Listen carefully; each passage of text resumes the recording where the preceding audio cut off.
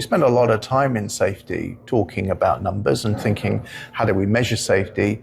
We perhaps don't give enough thought to actually what the context is and the consequences of that context, how people interpret and how their interpretation drives their behavior.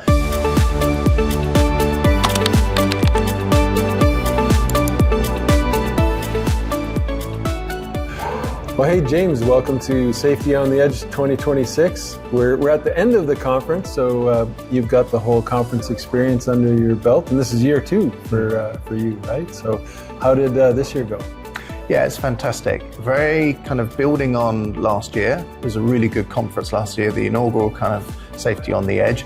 This year, even better. The richness of the dialogue, the conversations both in the auditorium and then outside of the auditorium. The learning was fantastic, lots and lots of ideas. Nice mix between kind of theory from people bringing in new ideas and then pragmatism, actually practitioners actually giving examples of their work. The other kind of thing that stood out was the breadth of sessions that we covered, particularly looking at human factors or systems or digital. That was fantastic. We also had sections on process engineering.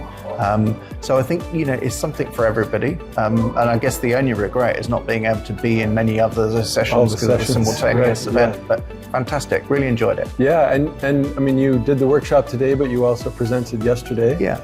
I heard lots of positive feedback about your session. So what were you talking about this year?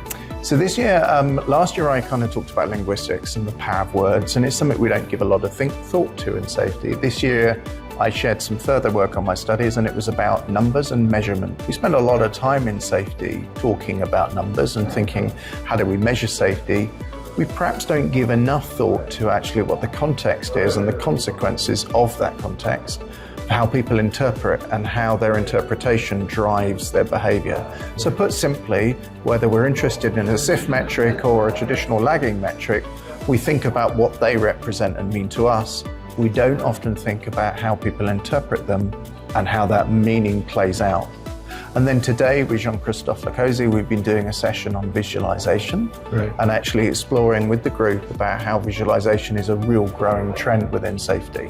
Yeah. It's always been there, but with the mass adoption of digitalization and particularly concepts like TikTok video coming through, right, and people using systems much more, the uptake on visualization is really taking off a lot more.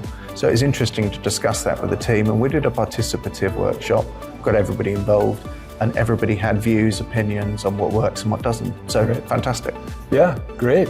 Well, I'm going to put you on the spot and ask if you're going to be at Safety on the Edge 2027. I definitely will be. Great. Looking forward to it. Yeah, well, thank you so much. Thank you very much for the opportunity. Yeah, thanks a lot. Looking for more Safety on the Edge? Be sure to join us at Safety Connect. Register today at safetyconnect365.com or click the link below in the description.